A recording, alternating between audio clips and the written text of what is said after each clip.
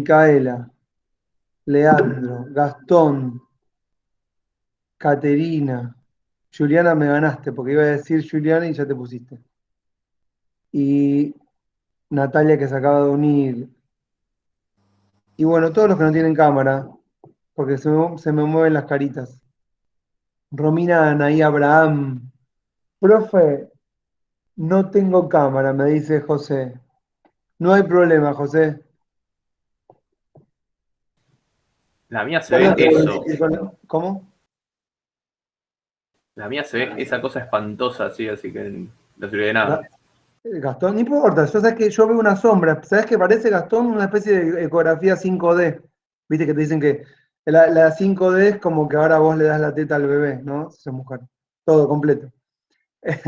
Veo ahí una nebulosa.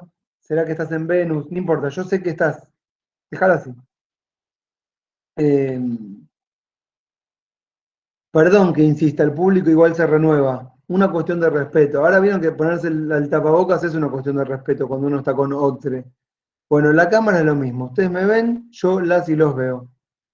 Yo las y los veo, yo sé si se están divirtiendo o la están pasando mal. Y eso ahí me da la pauta de cómo seguir. Si yo veo que la están pasando mal, cambio el curso de la clase. No quiero ser de esos profesores que hablan y no les importa quién está del otro lado y que el público se embola. Casi que esto se convierte en una especie de stand-up de hora y media. Bueno, entonces, ahora sí. Eh, sí, sí, Brenda, tenés razón. La segunda revolución. Brenda me dice, ¿por dónde estamos? Por la segunda revolución. ¿Qué segunda revolución? ¿De qué La momento gloriosa. estamos? La gloriosa. La gloriosa. ¿Qué gloriosa revolución? ¿De qué país? Para De saber si estamos en Inglaterra. situación. ¿Eh? Inglaterra. Sí, en Inglaterra. A ver, ¿qué venía pasando? A ver si alguien me resume hasta acá. Los episodios 1, 2 y 3 de la temporada 1. ¿Alguien se Básicamente anima? empezaron a tomar conciencia el ser humano de su individualidad y, Mm, digamos, empezó a cambiar la conciencia que había anteriormente, respecto a Dios y la ley y demás, y ahora pasó a ser una mirada más individualista que tiene la noción de que el ser humano, por sus propios medios, tiene su trabajo, así puede adquirir sus cosas, entonces empieza a tener más predominancia que la gente pueda adquirir cosas mediante ellos mismos y no necesariamente dependiendo de alguien como era antes. sí, excelente, Sol. Sol, estás ubicadísima. Tal cual así, como Sol lo está explicando, le podemos poner título de eso que dijo Sol. Es el pasaje de la mentalidad feudal a la mentalidad burguesa, muy importante, porque sin mentalidad burguesa no hay revolución burguesa, ¿correcto? Entonces, para que haya revolución burguesa, tiene que haber mentalidad burguesa. ABC, básico. Y eso que mencionó del trabajo, Sol, es re importante porque tiene que ver con el concepto de propiedad. ¿Se acuerdan que lo charlamos o no se acuerdan y no lo charlamos? No, no estoy seguro. Sí, Constanza dice que sí, así que te creo que lo vuelvo a repetir rapidito por que refrescar, que la idea de trabajar tiene que ver, está directamente relacionada con la propiedad. ¿Por qué? Porque a partir de que podemos trabajar, lo que producimos es nuestro. Entonces, el trabajo y la propiedad están directamente relacionados, ¿entienden? No es que uno trabaja para otros como en el periodo feudal, sino que trabajas para uno. Entonces, ahí hay un principio de propiedad, que el fruto de mi trabajo sea mi propiedad, ¿correcto? Lo que pasa que no es directamente relacionado a la capacidad o la facultad de poseer tierras, que sería como la asociación más directa que hacemos hoy respecto de propiedad. Bienes, cosas, objetos, tierras sobre todo. ¿Mm? Eh, y están gritando en mi casa, me mata. Bueno, Eh, ¿por qué la segunda revolución? Bueno, porque tuvimos un primer periodo que enfrentó a Carlos I, que era el monarca absolutista. ¿Hablamos de Hobbes? Sí, ¿no? ¿O no? Ah, re bien. ¿Y hablamos de Harrington? Ahí ya dudan. Hobbes, la creación de la soberanía. ¿No? Hobbes, la creación de la soberanía, como concepto. Bueno. Pero también hablamos de la idea del individuo, ¿no? Y eso sí, digamos, y del rol del Estado a partir de ahora, que es asegurar la vida también. Sí. Bueno, y Harrington es un intelectual de la época, como Hobbes, pero que tiene, bueno, sería como el intelectual de Cromwell. ¿Qué significa que es el intelectual de Cromwell? El que le da letra de alguna manera. ¿Sí? Cromwell es un líder carismático que sabe conquistar, gobernar, manejar y llevar adelante ejércitos. Vencen con los ejércitos que logra formar con sectores medios y del norte de lo que sería Gran Bretaña, que sería Escocia, Irlanda, logran vencer a las fuerzas del rey absolutista, monárquico, y a esto ya lo hablamos, e instaura una constitución escrita que se llama Instrument of Government, instrumento de gobierno, que es la primera constitución, por llamarlo de alguna manera, que da inicio al constitucionalismo y al mismo tiempo crea una nueva legitimidad que no está basada en Dios, todo esto es súper importante, ¿sí? Sino que está basada directamente en la ley, y este es un punto de no retorno. ¿En qué sentido un punto de no retorno? Bueno, ya no va a pasar más de que la monarquía absoluta, más allá de que sigan gobernando las monarquías en Inglaterra, pasados estos periodos, puedan legitimarse directamente en la voluntad divina, ¿sí? Sino que va a tener que siempre haber una aprobación parlamentaria. Y cuando digo que va a tener que haber una aprobación parlamentaria, no significa que la monarquía gobierne sin pretender pasar por el Parlamento. No es que se institucionaliza correctamente que cada cosa que el monarca quiera hacer va a pasar por el Parlamento. Pero el Parlamento se va a sentir siempre con el derecho de protestar, de exigir, de decir que no. ¿Entiendes? Ya ese acto revolucionario de decir, no, esto si no pasa por el Parlamento no se va a aprobar, y eso va a generar conflictividad, guerras, por supuesto. Eso ya va a pasar comúnmente. Lo que pasa es que en esta primera etapa es cuando ocurre por primera vez. ¿Entienden? Por eso es un momento fundacional la idea de constitución, pero sobre todo la idea de un parlamento soberano. Y creo que acá está, digamos, el elemento característico de Inglaterra, que es el parlamento soberano. Es decir, no la soberanía de la Constitución, no la soberanía popular, sino la soberanía parlamentaria, porque en el Parlamento está la burguesía aristocrática. ¿Está claro? Es decir, estamos fundando una república aristocrática. ¿Ahí está? Bueno, entonces, el Parlamento en Inglaterra lo asociamos a una alta burguesía. Cromwell en su periodo disuelve el Parlamento e instaura una especie de gobierno muy parecido al de la monarquía sin ser monarca, autocrático. Pero no va a ser un gobierno autocrático en el que va a gobernar solo, como podríamos pensar de manera totalitaria. Eso no existe. Nunca nadie gobierna solo, aunque parezca que gobierna solo. Siempre para gobernar hace falta contar con los apoyos y los consensos necesarios, ¿correcto? Es decir, nadie gobierna en soledad, porque no duras ni 5 minutos. Ni en los gobiernos que pueden pensar más autoritarios, ¿está? Siempre hace falta apoyos de todo tipo. ¿Qué tipo de apoyos? Bueno, los apoyos eh, que conforman las fuerzas de la sociedad, las fuerzas organizadas, la burguesía, el campo, el sector financiero, sectores populares, trabajadores organizados, la iglesia, los militares, lo que quiero. Y en ese periodo, ¿con quién salió Cromwell? Bueno, salió con, Leo, estoy leyendo, ¿eh? Ahora les digo de dónde lo saqué. Salió con, estoy leyendo, los comerciantes del Atlántico, así, es los importadores, exportadores serían.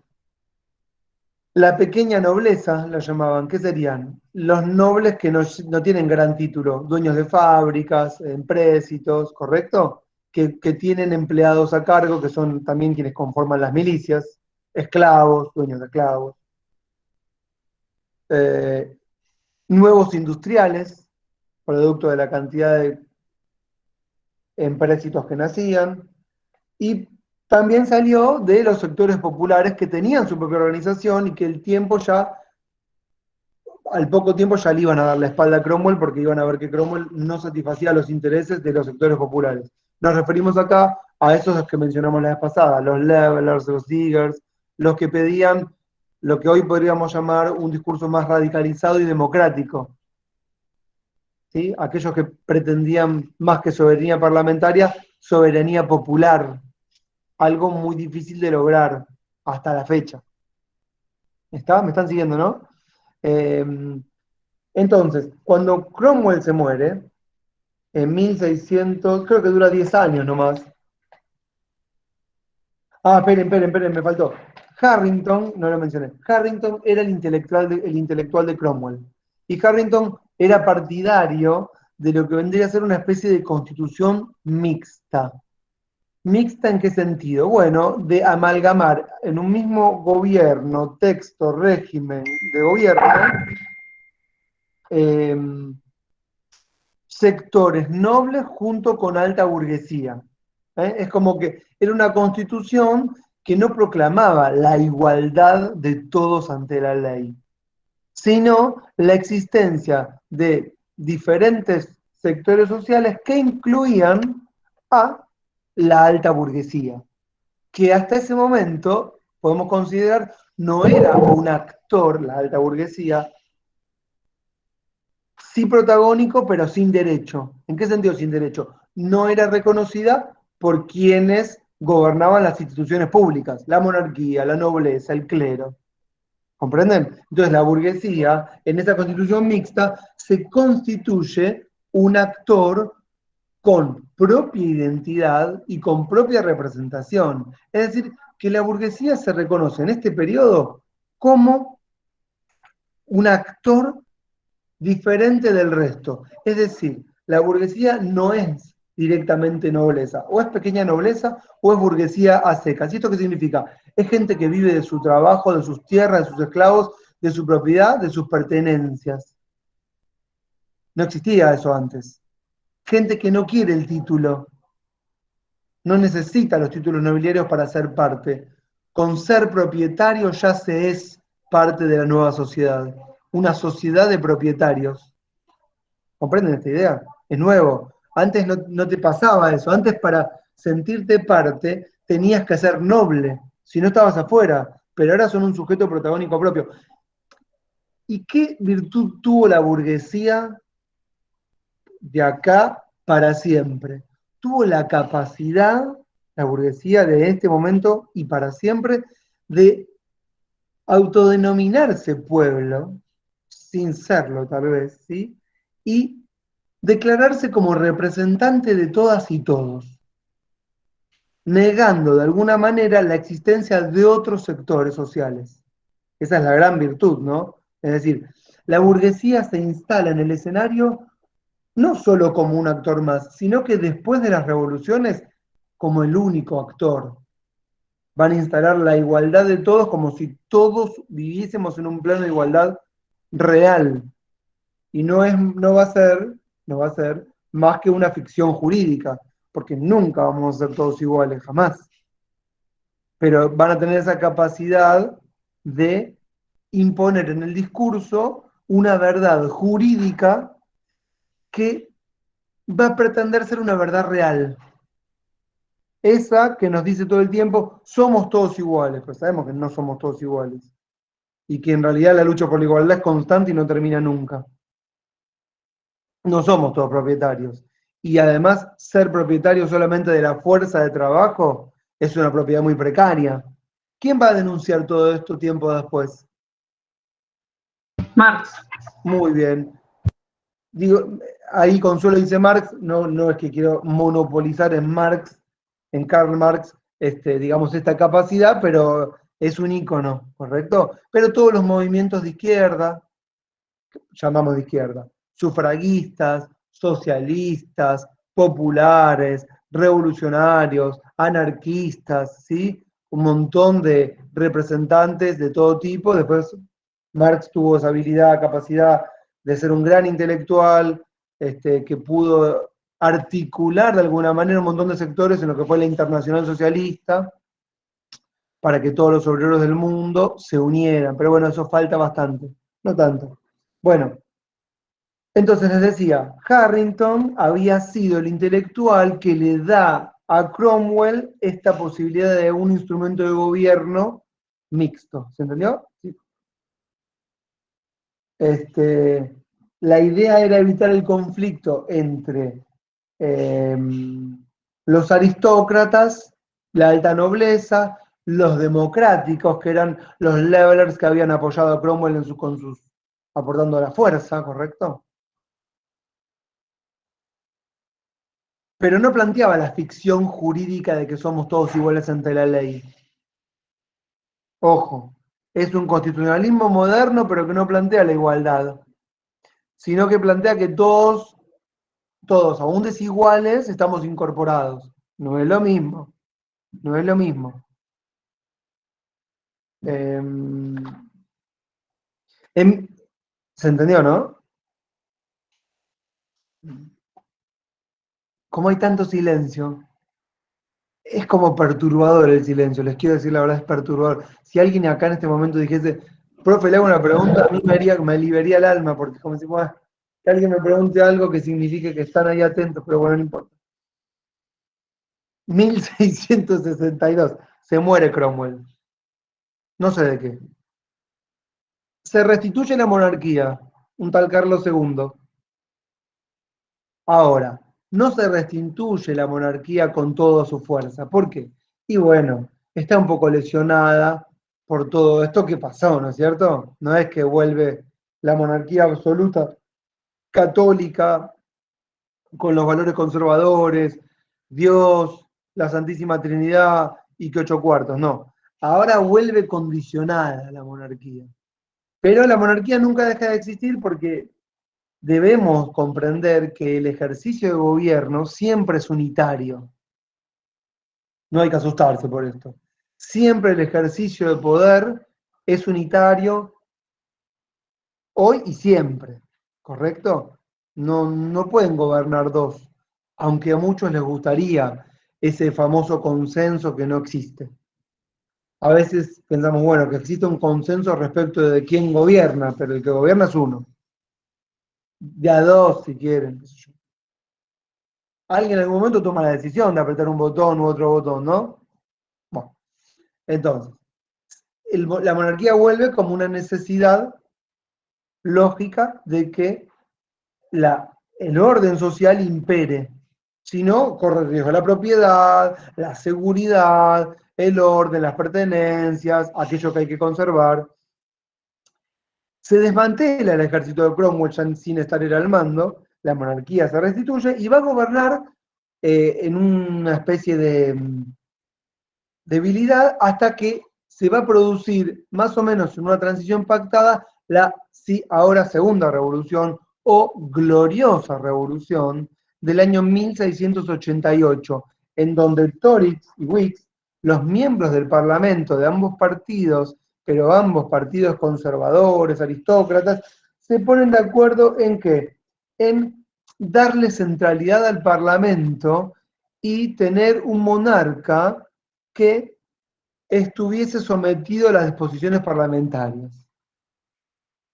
Por eso esta aparece como una revolución más pactada que la sangrienta y primera y verdadera revolución de 1649, en donde le cortan la cabeza al monarca. Ahora, en esta segunda revolución, Jacobo I se va a pasar sus días a París.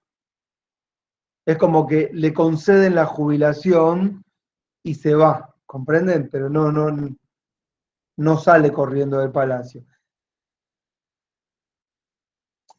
En este periodo, el intelectual, el gran intelectual, ¿saben cómo se llama?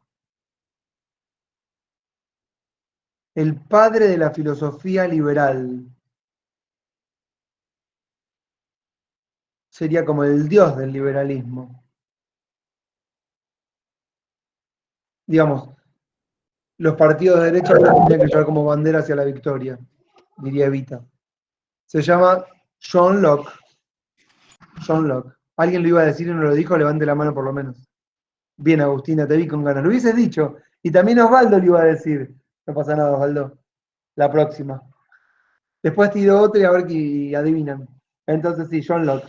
Que después de 1688, en el año 1689, un año después, escribe un ensayo que se llama Segundo Ensayo sobre el Gobierno Civil. Esperen.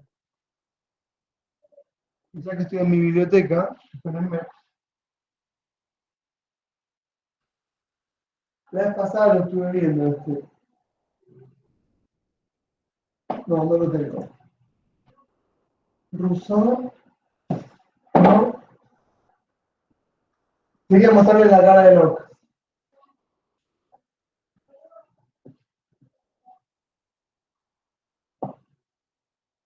No lo tenía preparado y no sé dónde está. No, ya fue. No importa. Les iba a mostrar el textito de Locke. Lo buscan.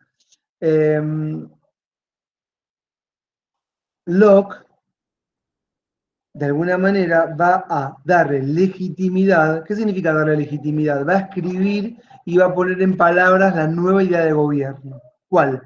Aquella en la que dice, vamos a separar las funciones para el ejercicio de poder. Con esto está fundamentando la nueva idea de gobierno. ¿Cuál es? Bueno, el Parlamento es la centralidad. Vamos a dividir el Parlamento en dos, dice Locke. Una Cámara de los Comunes y una Cámara de los Lores. De alguna manera reconociendo, receptando las fuerzas imperantes de la época. Pero quien va a conducir es quien está capacitado para conducir, y esa es la monarquía. ¿Está claro? Entonces, esa famosa primer separación de funciones que hace Locke, que no es la división de poderes que conocemos nosotros, pero se parece, es una separación entre una monarquía que está a cargo del poder ejecutivo y un parlamento que se compone de dos cámaras, una de los lores y otra de los comunes, que va a tener a su cargo de alguna manera el control de los actos de gobierno. Entonces, el ministro o los ministros de la monarquía van a tener que ir a rendir cuentas ¿a dónde? Al Parlamento. Entonces la monarquía pasa a ser un gobierno que tiene que responder ¿a quién? A la soberanía de aquellos que lograron consagrar este nuevo régimen. Y lo van a hacer a través de dos documentos importantes. Y el nuevo monarca va a ser un monarca que los parlamentarios se van a traer de Holanda, que se llama Guillermo d'Orange. ¿Sí? Y le van a hacer firmar dos papeles a Guillote. Dos. Uno se llama Acta de Reconocimiento. En inglés, Act of Recognition. Hablo bárbaro inglés. Bueno, el acta de reconocimiento. ¿Qué reconoce ahí Guillermo d'Orange cuando llega al trono? A ver quién sabe. La soberanía del Parlamento. Exactamente, Consuelo. La soberanía parlamentaria. Es decir, él reconoce que está en ese lugar como monarca no por voluntad divina, no porque así lo quiso el Señor, sino porque es el Parlamento el que ahí lo puso y es a quien responde. ¿Ah? Entonces no responde al pueblo. Tampoco responde a la Constitución, porque tampoco la tenemos la Constitución. No hay Constitución escrita en teoría. Entonces responde al Parlamento. El segundo documento es el famoso documento que se llama la Bill of Rights, la Carta de Derechos, que termina de consagrar todos los derechos que nosotros vamos a considerar aquellos de primera generación. ¿Cuáles son? Los del artículo 14. La posibilidad de comerciar, de trabajar, de circular, de profesar el culto que cada uno quiere de manera privada. Esto es muy importante porque imagínense que los reyes son católicos y están aceptando, después de tantas guerras, que cada uno profese su religión. Creo que nosotros a veces lo pasamos por alto, este tema, porque ya está bastante, ¿cómo vamos a decir? Consagrado, si quieren, ¿no? Este derecho, por lo menos para los países de Occidente, más o menos. Pero en la época fue muy, muy importante la consagración de la libertad de culto. Esto es un gran logro, ¿no? Porque es la monarquía católica aceptando que haya protestantes, puritanos y, con Víctor, que la vez pasada me mencionaba, los anglicanos, ¿era así, Víctor? No sé si se fue. Bueno, eran los anglicanos, no importa. Y también están los separatistas, pero creo que esos eran más conflictivos, porque se querían separar de la corona.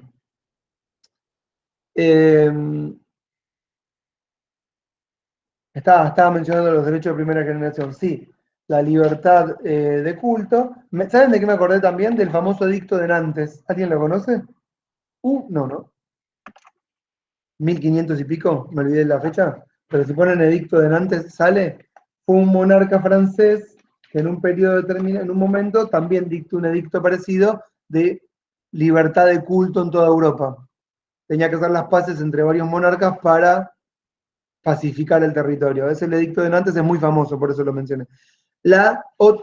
Escuchen también, la libertad de educarse. No todos tenían derecho a alfabetizarse. Eso también. No es que el Estado tiene a su cargo aún, digamos, la exigencia de tener que educarte, pero en ese periodo ni siquiera tenías derecho a educarte, que es peor todavía. Si encontraban que alguien se quería educar, bueno, latigazo. Los esclavos no tienen derecho a estudiar. Eso es para la gente bien. A toda la gente bien, que sería gente, hombres blancos, tengan o no propiedad, si tienen su fuerza de trabajo, no los esclavos, tienen derecho a educarse, si pueden. Por ejemplo, para que sepan, tal vez no lo veamos. Acá desde este lado del charco, a los que encontraban estudiando, los castigaban, los azotaban en público de todos, para que supieran los demás que nadie puede ponerse a estudiar. Ese no es un derecho, eso es para algunos nada más. ¿Está claro lo que estoy diciendo, no? Bueno, se consagra también el derecho a educarse y, por supuesto, de propiedad. Es decir, la monarquía, a partir de ahora, no puede imponer tributos. Creo que no dije lo más importante. No puede imponer, perdón, lo dejé para el final. No puede imponer tributos si no pasan por el tamiz o la legitimidad del consenso parlamentario. Y este sería el más importante de todos los derechos para la época que consagran, ¿no? Ustedes saben que la monarquía tenía la facultad, la atribución, la autoatribución de confiscar, de gravar, ¿sí? De expropiar. Y ahora aparecen lo que vamos a llamar los principios de legalidad tributaria, siendo el primero y más importante que cualquier tributo tiene que pasar por el Parlamento para que sea ley, para que sea válido, más que sea ley. Y nosotros en la Constitución tenemos 500 artículos que así lo establecen.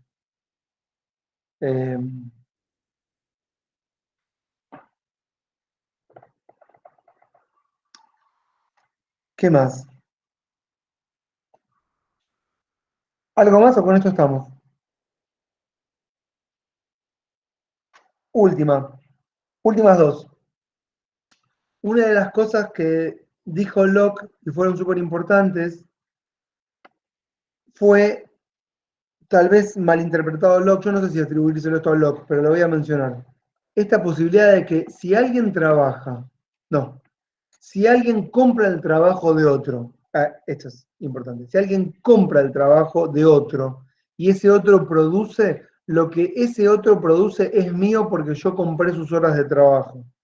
esto es toda una novedad, esto fue rechazado por lo que son todos los movimientos que nosotros llamamos populares, porque decían porque ¿cuál era la regla de los naturalistas? Nadie puede poseer más de aquello de lo que puede generar con sus propias manos. Y lo que se legitima acá, cuando se consagra el derecho del trabajo como propiedad, es si yo compro tu fuerza de trabajo, lo que vos producís es mío. Y esto va a permitir, y va a generar la decadencia de la humanidad, la posibilidad de que nosotros, las personas, puedan acumular, poseer tierras y bienes de manera ilimitada. Y esto fue muy importante, se lo atribuyen a Locke. En los textos que le dejé para leer, vieron que les dije la vez pasada, todo esto lo saqué de un par de textos bellísimos de este libro que se los puse ahí en el chat. Bueno, hay una reinterpretación y dicen que Locke no dijo esto. Pero bueno, esto es lo que se consagró, lo haya dicho o no lo haya dicho Locke, lo quisieron interpretar como les gustó, y a partir de ahora se va a consagrar esta idea, ¿no? Entonces, bueno, va a costar unos 200 años, 1650, 1850, que la clase trabajadora logra tener una propia identidad y hacer valer sus derechos como clase trabajadora. Se va a costar mucho porque el poder va a intentar constantemente, con éxito, no permitir que la clase trabajadora genere su propia identidad, metiéndolos a todos en la bolsa de somos todos republicanos, somos todos iguales, ya llegaríamos como lo que sería al fin de la historia, que es el imperio de la burguesía, el iluminismo, la razón, la ley. Doctor, una pregunta. Sí, ¿Y el concepto de desclasado cuándo aparece? el concepto de desclasado, me mataste. Es ¿A qué algo, te es algo referís muy con eso? moderno. ¿Eh? Es algo muy moderno, muy de hoy en día, que cuando uno no entra en los cánones de la clase que se supone que debería pertenecer, aparecen ¿Estás los desclasado? famosos traidores de clase, etc. Mira, yo si querés te voy a responder humildemente. El concepto de clase nace con Marx. Estábamos en una sociedad estamental, ¿sí? Estamental significa que se regía por títulos nobiliarios. Entonces, cuando triunfa la burguesía, triunfa esta idea de que a partir de ahora todos somos iguales ante la ley. Cuando digo todos, todos sabemos que no todos no es todos, por ejemplo, todos no es todas, ¿no? Entonces ya en el todos empezamos a sacar a los que no son parte del todo, todos no son esclavos, todos no son servicio doméstico, todos son los blancos propietarios. ¿Pero qué tienen esa capacidad los blancos propietarios? De hacernos creer que en ese todos estamos todos. No estamos todos. El gran problema de la democracia es esa famosa inclusión que nunca se da. Cuando Marx y todos los movimientos de izquierda que decíamos logran romper esa barrera y logran poner en el individuo la idea de que él es inferior en su condición de clase y que es una clase en sí, que significa que es distinto de los demás, y que además tiene que actuar para sí, es decir, revolucionémonos, ahí aparece el concepto de clase con fuerza, que viene a decir, el derecho lo que está haciendo acá es ocultar las relaciones económicas de dominación. Ese sería el rol del derecho. Eso es lo que para Marx vendría a consagrar la Revolución Francesa, si quieren. Entonces aparece la idea fuerte de yo tengo mi clase social. Mi enemigo no es el de la frontera, mi enemigo es mi patrón. Y ese es el concepto de clase. Ahora, desclasado, no sé. Puedo inferir mil cosas ahora mientras charlo, pero temo no darle con el concepto que no sé quién habrá elaborado, que es de desclasado. No, desclasado o traidor de clase es más o menos lo mismo. Es la persona que se supone que tiene que pertenecer a una clase, pero opina diferente, entonces se autocircunscribe en otra clase, entonces para los que lo miran como vos deberías ser nuestro, dicen, vos sos un traidor de clase. Eso sería el concepto de desclasado. Como que se pasó de bando, sí. También desclasado puede ser algo bueno en el sentido de progreso. Me Profe. desclasé en la parte de los ricos. Depende de quién juzgue. Puede Claro, ser no. como el libro de Jaureche de la clase media argentina, que es el círculo ese que explica que, bueno, cómo va votando la gente según su situación económica. Víctor, que ni siquiera, porque ojalá votase El medio por- pelo, perdón, el medio pelo. Que dije Claro. la clase media argentina no es el medio pelo. Sí, pero ni siquiera porque la clase media no vota como su clase, vota aspiracional, Claro. lo que cree que sería, pero no es. Bueno, no importa, nos estamos yendo a la mierda. Vuelvo. Eh, eh, sí, ahí les dejé el concepto, ¿en qué estaba? Ah, el concepto de la acumulación de propiedad ilimitada.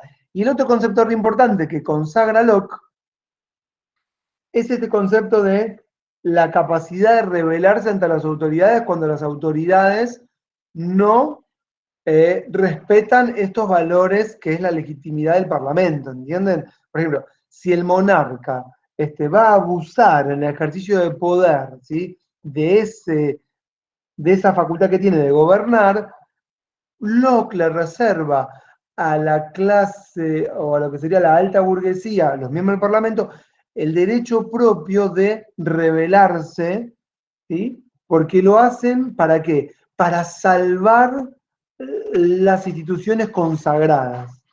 Lo menciono por qué. Primero, porque toda la clase trabajadora va a evocar este derecho de alguna manera, ¿no? En el sentido de no nos están representando, invocando esos mismos derechos populares. Pero al mismo tiempo, ustedes pueden ver cómo las derechas hoy toman como si estuviésemos en el 1689, toman a los gobiernos actuales como si fuesen monarquías absolutas y le endilgan y llaman a rebelarse ante la autoridad estatal. ¿Vieron? Como los poderosos en términos económicos, ¿sí? Que son una clase dominante y no dirigente, utilizan estos discursos de la posibilidad de rebelarse ante las autoridades,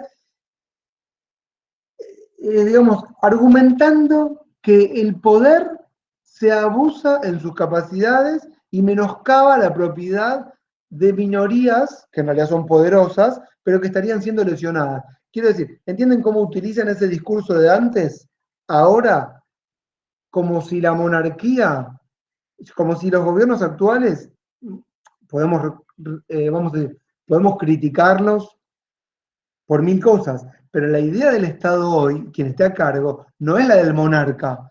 La idea del monarca es el Estado soy yo, pero ahora el Estado es lo público y tiene una misión fundamental que es el bienestar de la población, pero esa no era la idea del monarca. Entonces no le pueden decir hoy al Estado, no, vos querés llevártela toda para vos, porque el Estado somos todos. ¿Se entiende esta idea?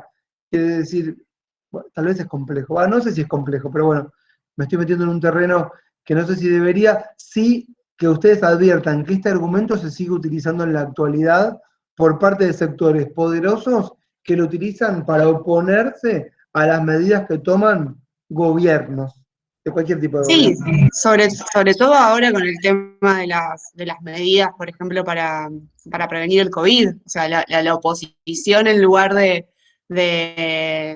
aceptarlas, todo el tiempo contradicen lo que dice el gobierno, como diciendo, bueno, no queremos una cuarentena o que no haya restricciones. Entonces, Lógico. va por ahí también. Puede ser. Sí, va por ahí. O sea, lo único que quiero que advirtamos acá es, digamos, cómo estos argumentos. A mí lo que me importa es esto, porque yo, por supuesto, tengo mi opinión, me encanta darla, pero no quiero bajar línea, aunque la bajo todo el tiempo, pero que cada uno piense lo que quiera. No quiero acá que tomen esto como verdades. Ya lo dije en la primera clase, pero lo digo ahora también. No es que lo que yo digo son verdades, son mis apreciaciones. Pero sí lo que quiero que rescaten es cómo este discurso que nace en este periodo, 1680, lo que Locke llamó el Appel to Heaven, que es invocar al cielo, que es el derecho a rebelarse, se va a utilizar siempre en la historia, por parte de cualquier tipo de minoría ante el gobierno de turno. Es decir, también lo va a utilizar, digamos, los movimientos populares contra gobiernos de derecha, si quieren, ¿entienden? Y a mí lo que me interesa ahora es que rescaten esto, Más allá de que yo tengo mi opinión, que por ejemplo la comparto con lo que está diciendo Mariana, pero no tiene que ser verdad lo que estamos diciendo, ¿está claro?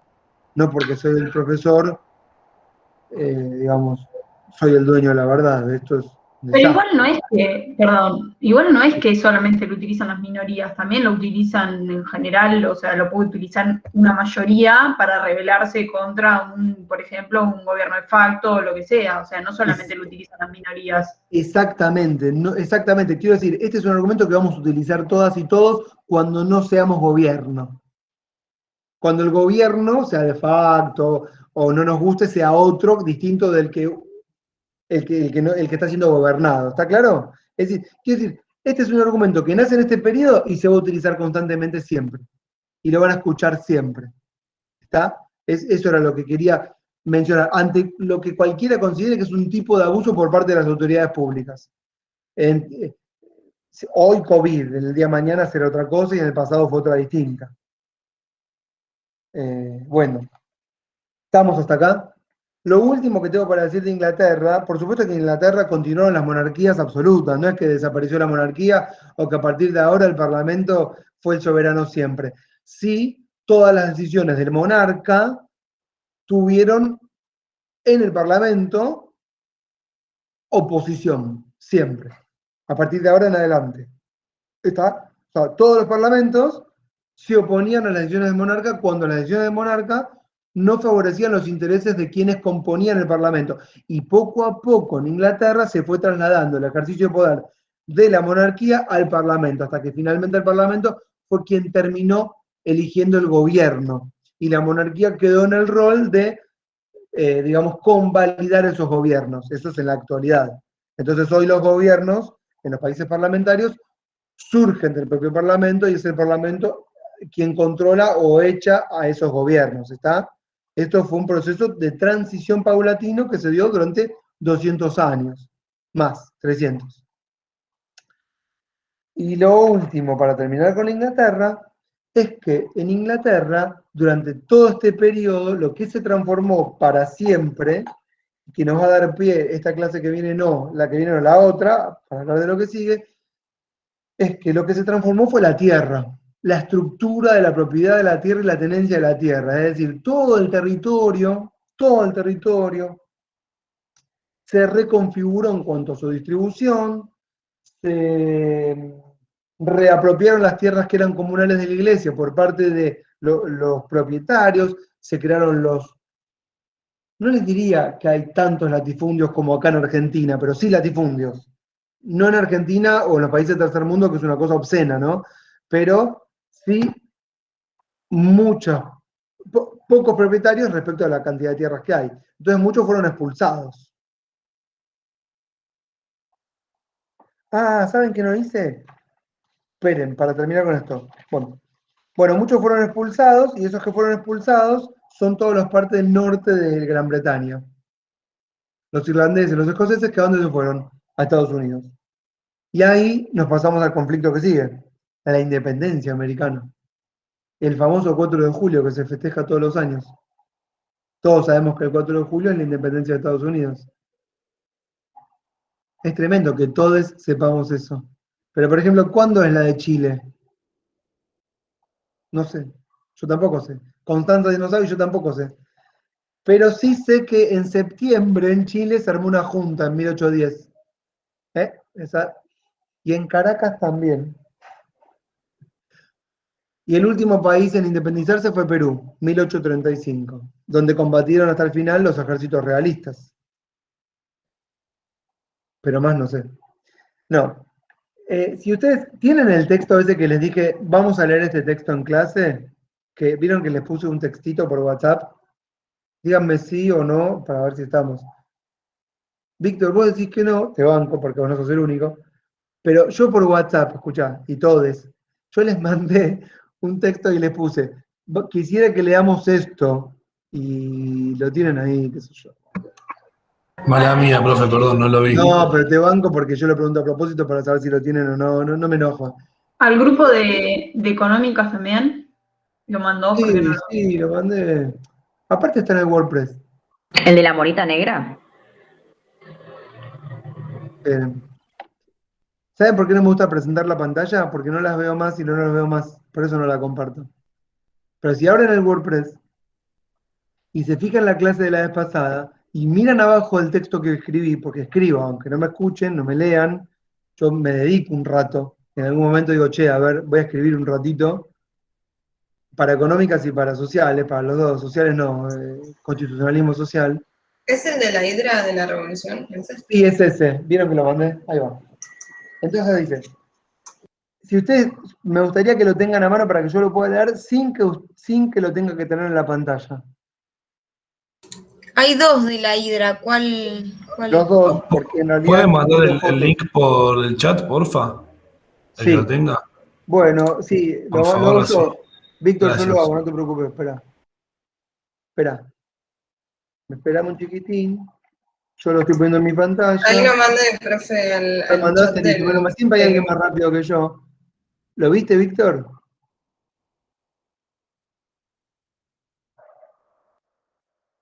Bueno, entonces, si lo están leyendo, dice, lo tienen, ¿no? Sí, sí. Vi algunos no, pero bueno, ya está, intégrense. Búsquenlo. Porque me interesa que si yo lo leo, ustedes lo entiendan. Tienen que entenderlo todo con puntillosidad. Si no lo entienden, es que no entienden nada. Y es grave. Profe, pero hay dos cargados. Sí, son los dos, porque es la página siguiente. Empieza con la Revolución Inglesa hasta en 1640. Que es correcto. Al principio el conflicto parecía surgir entre los reinos de Escocia, Irlanda e Inglaterra. O sea, en la máscara, en una lucha por el dominio regional y la conformidad religiosa. Es decir, que el conflicto a priori era una cuestión religiosa. Es decir, la guerra entre Cromwell y los absolutistas era entre protestantes y católicos. Sin embargo, fíjense, el Parlamento, ustedes ya saben que el Parlamento no es todos, son la burguesía aristocrática, no tardó en hacer valer sus derechos y poderes contra el gobierno personal y absoluto de Carlos I, planteando el lema: no a los impuestos sin representación. Taxation, no taxation without representation. Esta es la gran bandera de las revoluciones, ¿sí? Y extendiendo el mandato de habeas corpus como un instrumento para la libertad individual frente al encarcelamiento arbitrario. Porque ¿qué hacía Carlos? Cuando vos debías, Carlos te ponía tras las rejas. Otro de los derechos que se consagra, para eso leo menos mal, es la no prisión por deudas. Imagínense. De hecho, los más revolucionarios saben que habría sido la eliminación de todas las deudas. Yo pienso que esa sería la mejor revolución hoy. Una revolución de clases, no, una revolución de deudas. Esa sería ideal. Es decir, empecemos de cero todos. Está bueno, ¿no? Todos tienen deudas, porque si hay algo que hizo el capitalismo es generar el hombre endeudado, ¿no? Justo hoy había nota en el, creo que en Infobae, que hablaba del caso del primer crédito que estaban ejecutando de una persona, un crédito UBA. No, pero esto es mucho más que el crédito UBA. No, ya sé, pero qué loco, ¿no? No, sí, te entiendo, y en realidad la idea del capital, no le pongamos no personas si quieren ahora, es tener a la gente endeudada. Estoy hablando casi filosóficamente, porque al tener a la gente endeudada y al mismo tiempo vanagloriar el lema, comillas, honrar la deuda, cierro comillas, estamos todos engrampados. Es decir, hay que honrar la deuda. Segundo, estamos todos endeudados. Tercero, cagamos. Ahora, si no nos importase nada el tema de honrar la deuda, o si no hubiese hombres y mujeres endeudados, otro sería el mundo. Ok. Los estados y personas, ¿no? Bueno, y extendiendo el mandato de habeas corpus como un instrumento para la libertad individual frente al encarcelamiento arbitrario. Una guerra civil, ya la conocen, enfrentó al rey o los monárquicos partidarios de Carlos I con el parlamento o los roundheads o cabezas redondas. Es decir, el parlamento es la burguesía aristocrática. La creación del New Model Army, nuevo ejército modelo, en 1645, dio como resultado una serie de victorias militares para el bando parlamentario.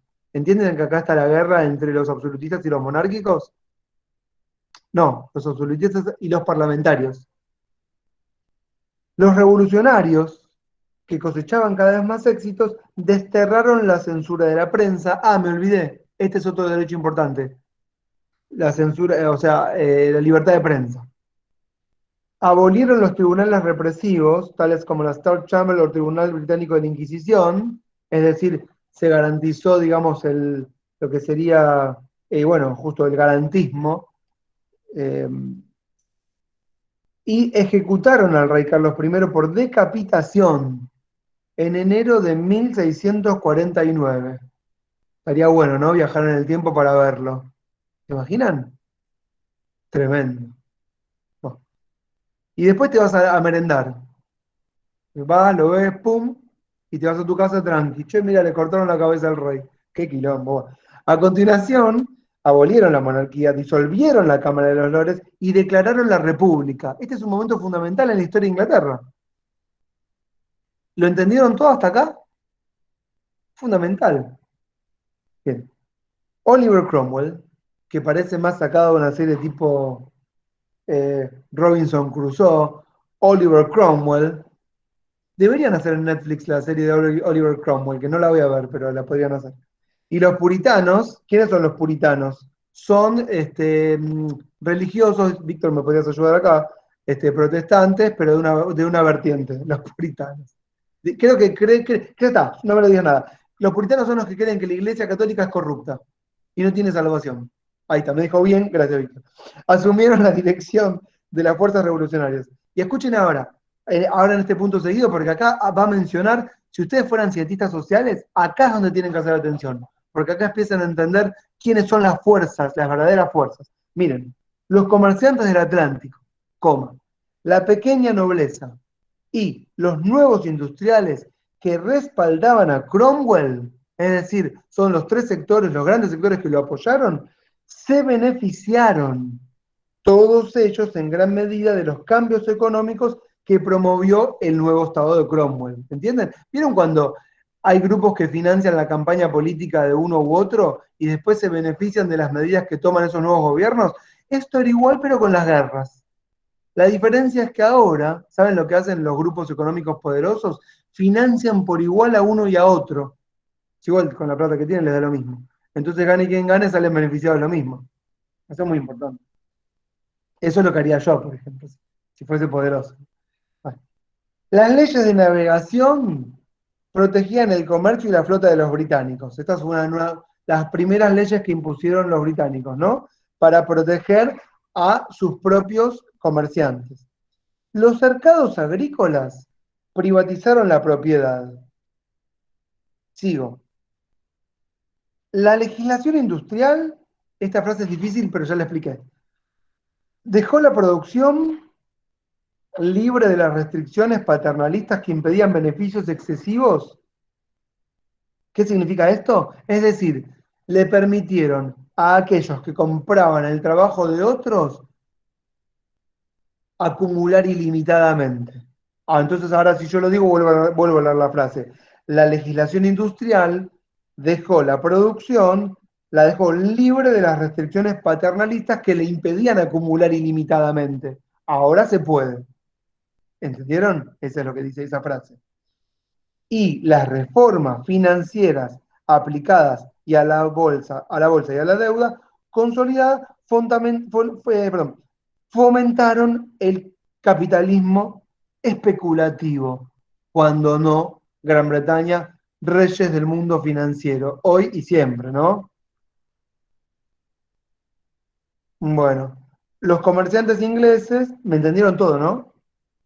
2 líneas más y termino. Los comerciantes ingleses dieron un paso decisivo hacia el tráfico de esclavos africanos cuando las plantaciones de azúcar importadas de Brasil se extendieron por todas las Indias occidentales.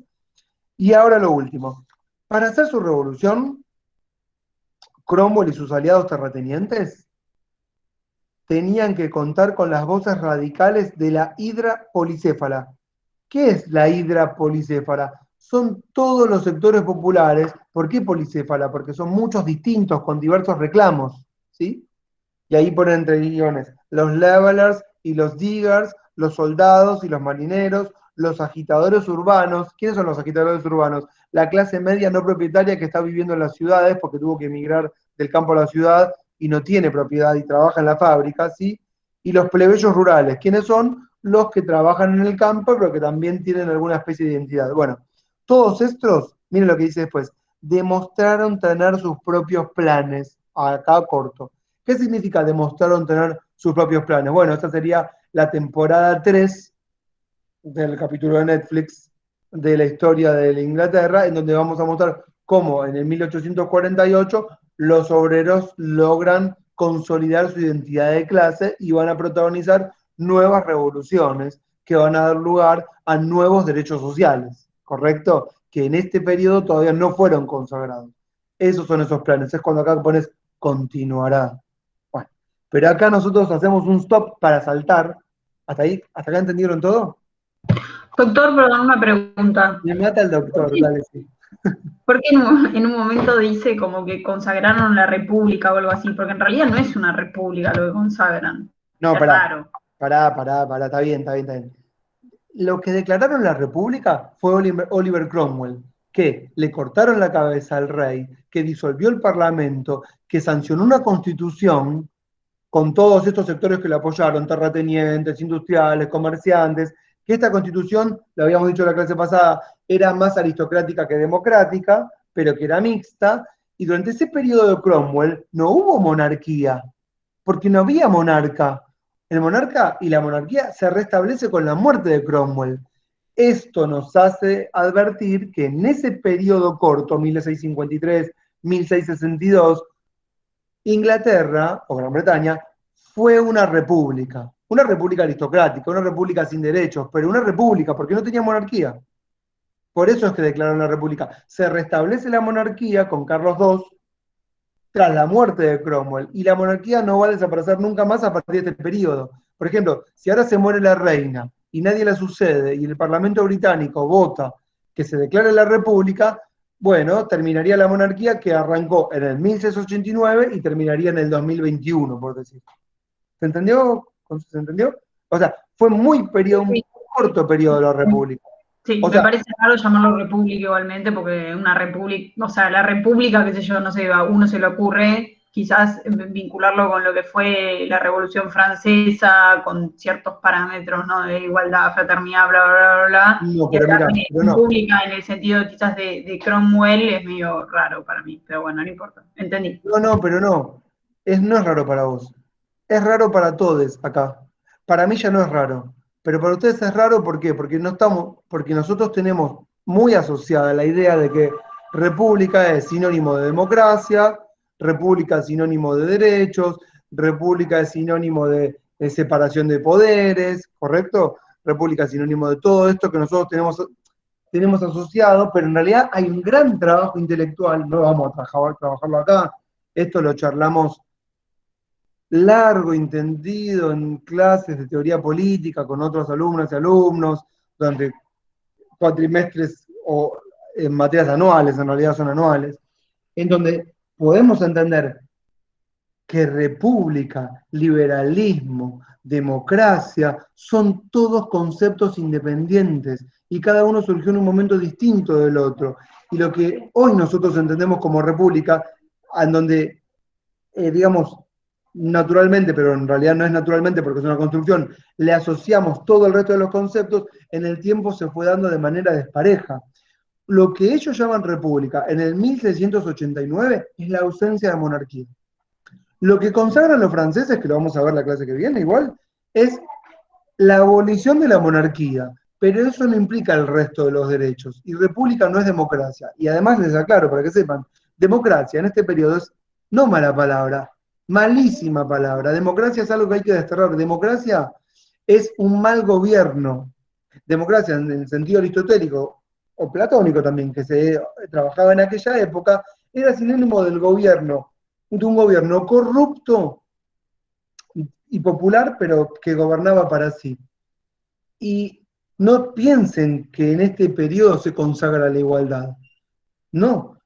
Cuando se consagran las repúblicas en el siglo XVII y XVIII, se consagran ciudadanos de primera y ciudadanos de segunda. Y en las constituciones, la Constitución francesa de 1791, de Sieyès, ¿lo tienen? El del poder constituyente y el poder constituido, se consagran ciudadanos de primera y segunda categoría. Y los de segunda categoría no pueden votar. Y esto va a ser así, ¿saben hasta cuándo? Hasta 1919. ¿Sí? O sea, que no es natural, sino que es una construcción. Vamos a tener un tiempo igual para trabajarlo, pero yo entiendo la confusión. No es loco pensar república en este periodo. Sientan república como no monarquía, nada más. De hecho, el debate acá también lo tuvimos, ¿no? República o monarquía, ese era el debate. ¿Cuál era el régimen de gobierno para el virreinato después con la Revolución de Mayo? Y no era loco pensar monarquía o república. Y república era, bueno, un presidente fuerte, un gobierno, un triunvirato, una junta. Sufragio, olvídense, no existe. Bueno, Igual a mí me gustaría, porque muchas veces cuando uno está hablando así de historia comete el error de mirarlo como con los ojos de hoy, entonces todo le parece malo lo de antes, pero me parece que a veces hay que entender que pasar de que no haya nada, que haya un poquito más, si bien hoy sigue pareciendo poco, en ese momento era como un cambio total de cabeza, era como que pasaba otra cosa directamente, es como, pero a veces lo sentís, se pierde en el relato a veces, me parece que es bueno decir eso a veces. no, y que la duda de Consuelo, el comentario de Osvaldo, las inquietudes que van teniendo, yo las veo como súper positivas. ¿Por qué? Porque si nosotros trabajamos tanto tiempo, un periodo tan corto, es justamente para advertir la importancia que tiene todo esto y justamente para trabajar la historia en el momento que está ocurriendo y no con la mirada de hoy, justamente. Porque claro, si yo digo república con la mirada de hoy, Consuelo tiene razón, eso es un desastre, eso no es una república, por supuesto, yo también diría lo mismo. Pero, como estamos diciendo entonces, está bueno que nosotros lo vivamos en los hechos para que adquiramos cada una de las nociones. Por eso es importante el derecho de propiedad como el trabajo como propiedad. Si no, no tiene sentido. Me siguen, ¿no? Pero son logros súper importantes. Yo pienso que si nosotros nos trasladamos a la época, si ustedes me tienen que decir cuál es el logro más importante de todos, y para mí el más importante es la libertad de culto. Tienen que saber que en ese periodo había una inquisición, y si vos decías que no eras católico, te mataban en la hoguera, te tiraban por un precipicio, te acusaban de bruja, ¿entienden? Igual con la excusa de acusarte de bruja, en realidad la idea era, o hacer hechicero, la idea era sacar a los que protestaban, ¿no es cierto? Pero digamos, la mayor consagración está ahí. Y después si quieren el de los tributos, y después si quieren la censura, la libertad de prensa, me siguen, ¿no? Los derechos de hoy estamos a recontra años luz, pero recontra. Bueno, ahora sí me paso desde otro lado del charco. Bien, entonces, voy a tener que hacerlo corto, me quedan 20 minutos. Voy a hacerlo en 20 minutos. ¿Qué pasa?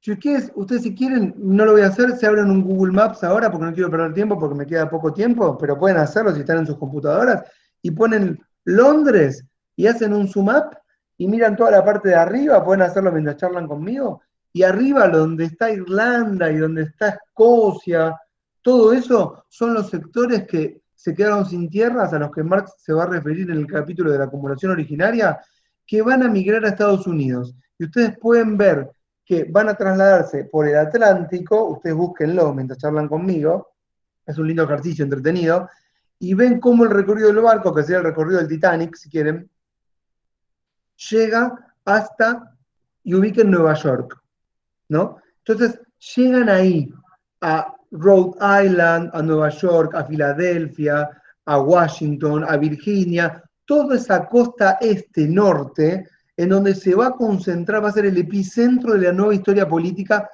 que va a eclosionar 100 años después. ¿Está claro? Con características particulares muy diferentes a lo que pasó en Inglaterra. ¿Por qué? Y acá me gustaría que tomen nota de las cositas que son muy importantes. Por ejemplo, en Estados Unidos hay cosas que se empiezan a parecer mucho más a las nuestras. Ellos no hablan de revolución, ¿sí? Ni tampoco hablan de república. ¿Por qué? Porque, bueno, no tienen virreyes, un punto, eso es importante, no tienen virreyes, se autogobiernan. ¿Cómo se autogobiernan? Con parlamentos. ¿Con qué parlamentos? Bueno, los parlamentos son las famosas casas de la burguesía, ya lo charlamos en la primera clase, ¿se acuerdan? House of Burgesy, por ejemplo, la casa de la burguesía de Virginia, la casa de la burguesía de Filadelfia, la casa de la burguesía de Rhode Island, de Boston. Cada uno de esos pequeños estados tiene un parlamento que está integrado por quién? Hombres, blancos, propietarios, libres, puritanos, o protestantes, o, ¿cómo se llamaban puritanos nosotros? Separatistas, que, bueno, van a desarrollar una autonomía de gobierno, ¿sí? Con sus propios, no tienen, esperen, escuchen, no tienen problemas estamentales. ¿Qué quiere decir? No hay títulos nobiliarios, fundan una comunidad, entre comillas, si quieren, de iguales. Ya se me van a decir, pero que no habían civilizaciones autóctonas. Sí, por supuesto. Los Mohawks son los más conocidos. Convivían. Y no mal, convivían bien. Hasta que, bueno, en la independencia medio que se pudrió todo.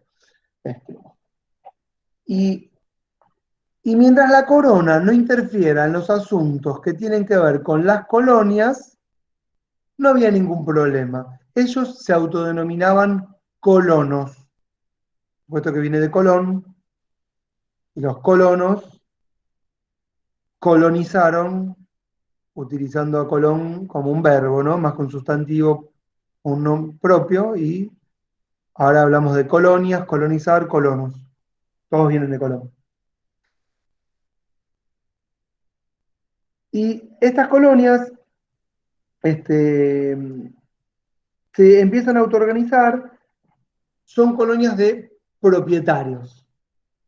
Creen que la iniciativa privada es la única que les genera, digamos, bienestar, pero más que nada de que todo lo que tienen se lo deben a la iniciativa privada de ellos mismos. Es decir, ellos consideraron, los colonos, que cuando llegaron a América era un territorio que estaba en estado de naturaleza. Y tienen un famoso mito, vamos a mencionarlo, el mito del Mayflower. Mayflower es un barco que llega a Virginia en el 1607. Virginia está, digamos, en el punto más sur del norte, o está en la mitad.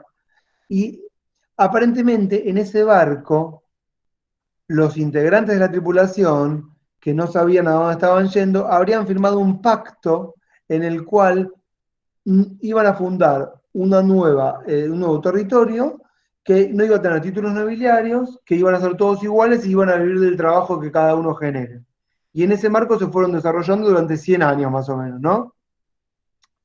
Consagraron sus fábricas, sus empresas de esclavos y sus gobiernos locales. ¿Cuándo empieza el conflicto y aparece el bicho que vamos a llamar independentista? Esta es la nueva variable, la independencia.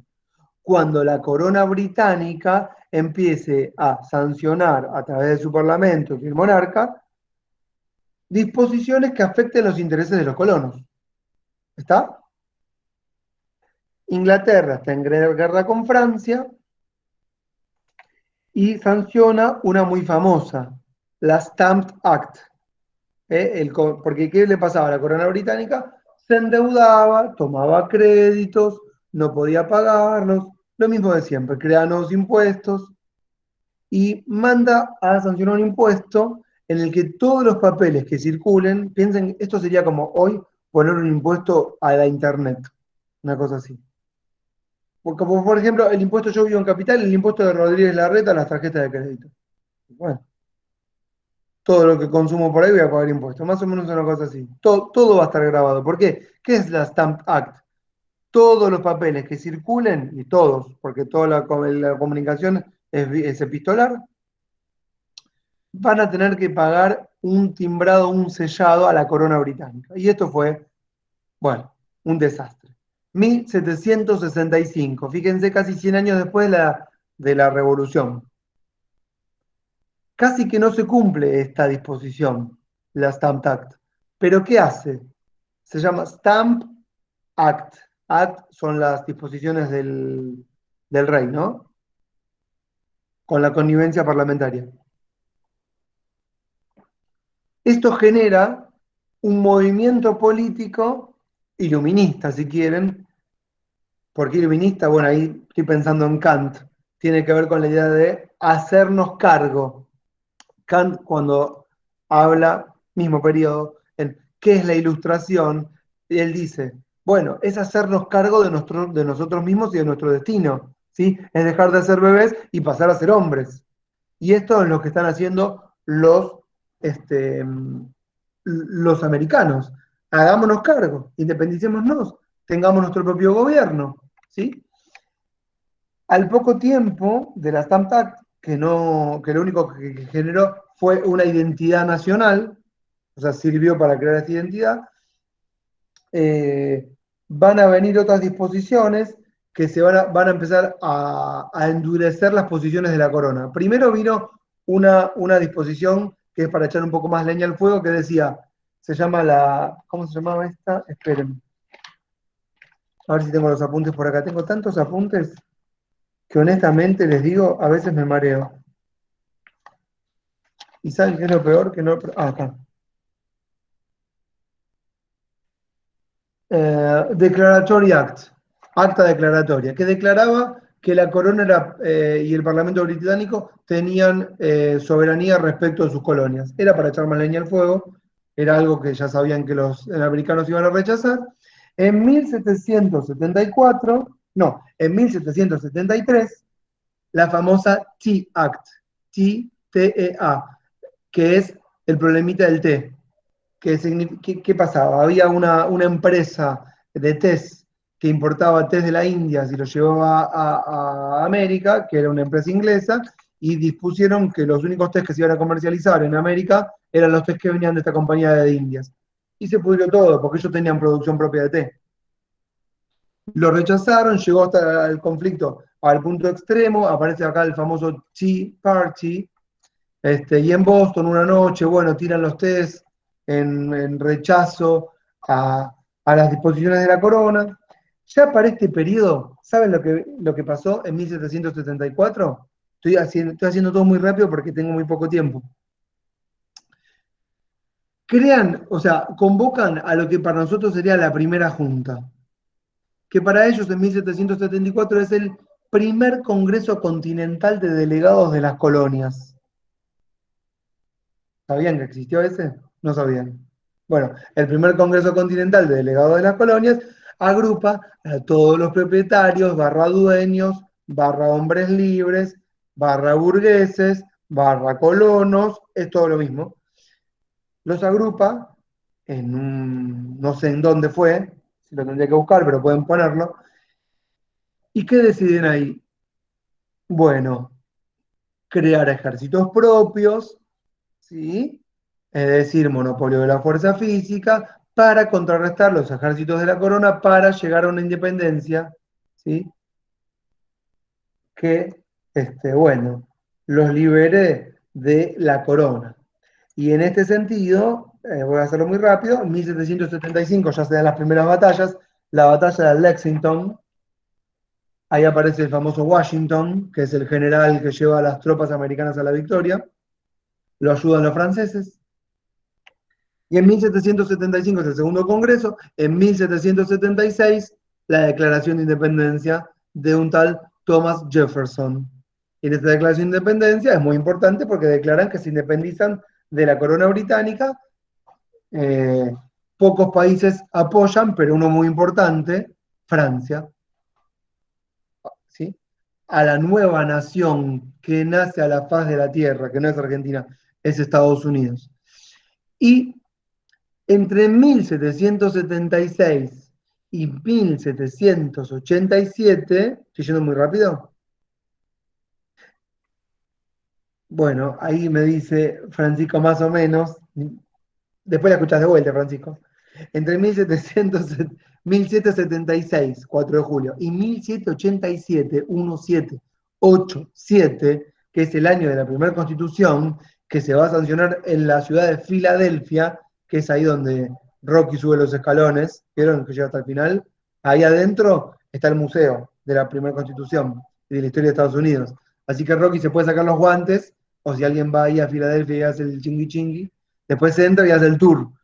Y ahí ve un poco esta historia de la primera constitución americana. Entonces, entre el 76 y el 87 es un proceso constituyente, no una convención constituyente, un proceso de la independencia de la Constitución, con su convención en un periodo corto. En el libro de Pisarello tienen explicado un poco cuál fue la tensión y las posiciones respecto de la primera constitución. Por supuesto, el lema fue el más importante, que lo tomaron de la revolución, de la gloriosa revolución, no taxation without representation. Es decir, todos los impuestos que vamos a pagar son los que nosotros vamos a sancionar en nuestro parlamento. ¿Correcto? ¿Qué parlamento es? Es el parlamento de los parlamentos. ¿Por qué? Porque están todas las casas de la burguesía y ahora va a haber una casa de la burguesía central. Para ellos, la independencia es el gobierno de la burguesía, que se entienda, ¿eh? Fíjense que la esclavitud no va a desaparecer hasta muchos años después. Y además tienen trabajadores ciudadanos de primera y ciudadanos de segunda, como todos los países.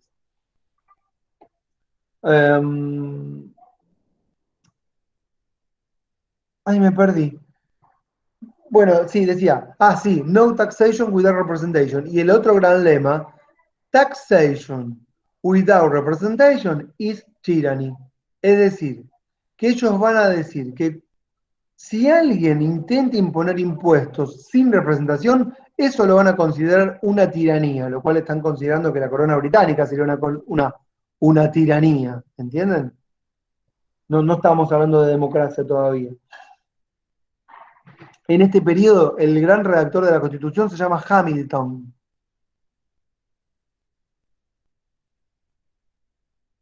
Que era un federalista.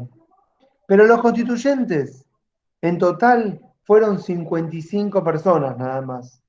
Lo que ellos dicen con mucha habilidad, el pueblo. El pueblo eran 55 tipos. Todos ricos en propiedades, en tierras, en esclavos, en comercio marítimo, ¿correcto? Todos abogados de profesión, por supuesto. Muchos prestamistas de bonos del tesoro, los ricachones. Y ahí deciden, bueno, crear un sistema que es muy importante destacarlo. ¿Por qué? Porque es el sistema que nosotros vamos a adoptar después para nuestro país, ¿sí? Ellos podrían haber creado una monarquía, pero no. Ellos deciden crear un diseño de gobierno parecido al británico. Van a tener también 2 cámaras, ¿correcto? Una de los representantes del pueblo, pero otra de los representantes de los estados, que son las colonias, ¿sí? Y eso se parece más a nuestra Cámara de los Senadores y a nuestra Cámara de Diputados, para que las colonias estén representadas igualitariamente en otro parlamento, en otra Cámara. La Cámara de los Senadores va a tener a sus miembros elegidos según lo dispongan cada una de las colonias o los estados. Sigue siendo así hasta el día de hoy. No tienen como nosotros, que desde el 94 tenemos un mismo sistema para elegir a todos los senadores. Ellos, cada estado elige cómo elige a los senadores, ¿correcto? No es igual en todos los estados. Y en algunos la elección es indirecta, no es directa. Pero observen esto, que es súper interesante. Acá no sancionan ellos una constitución que tiene por finalidad evitar los abusos de la monarquía. ¿Por qué? Porque no hay monarquía. Entonces, ¿qué dice Pisarello respecto de la Constitución americana? Él dice, esta Constitución tiene como misión fundamental en realidad clausurar las instituciones, escuchen, clausurar las instituciones representativas. ¿Respecto de quién? Respecto de los sectores populares mayoritarios que tienen ideas democratizantes, ¿sí? hay que de alguna manera impedir el acceso de las mayorías a las instituciones de la burguesía. ¿Sí? No todos pueden acceder, solamente aquellos que tienen propiedad. No todos pueden ser representantes, ni elegir ni ser elegidos. Solo algunos. No podemos dejar en manos de los sectores irracionales la capacidad o la facultad de elegir el interés de todos. Tienen que digamos, integrar los poderes públicos los más instruidos, los mejores. Y esos son los constituyentes, los ricos, los blancos. ¿Está claro esto que estoy diciendo, no? Pero por si fuera poco, algunos órganos van a ser electivos, no para todos, sino para algunos, pero electivos. Pero hay un órgano que no va a ser electivo. ¿Cuál? Adivina, adivinador. ¿Tan difíciles? El Poder Judicial, ¿no? Muy bien, el Poder Judicial, ese no va a ser electivo. ¿Por qué? Porque el Poder Judicial es el encargado de interpretar la Constitución. No la puede interpretar cualquiera. No cualquiera puede acceder a ese órgano de gobierno. Esto van a ser después, pero muy al poco tiempo. La Constitución es de 1787 y el famoso fallo que instaura la posibilidad del control y la interpretación solo por parte de la justicia es de 1802. ¿Correcto? Nada. Y son muchos de los constituyentes, o algunos de los constituyentes integraron en esa famosa corte. Integrado. Y por supuesto, Marshall, ¿no? Juez de la Corte Americana. Ya termino. La idea, entonces, de ellos es unas instituciones de gobierno en las que la soberanía, escuchen, no es popular, no es parlamentaria, sino que la soberanía reside en la Constitución. ¿Escucharon eso? Porque acá está la trampa. La soberanía reside en la Constitución. La Constitución es de todos, eso es en lo discursivo. Pero ¿quién la interpreta? Solo la justicia, con su máxima instancia, la Corte, a la cual acceden unos pocos. Y esto es sociológicamente así, acceden unos pocos, no que quiera acceder a la Corte. Es la instancia política más importante.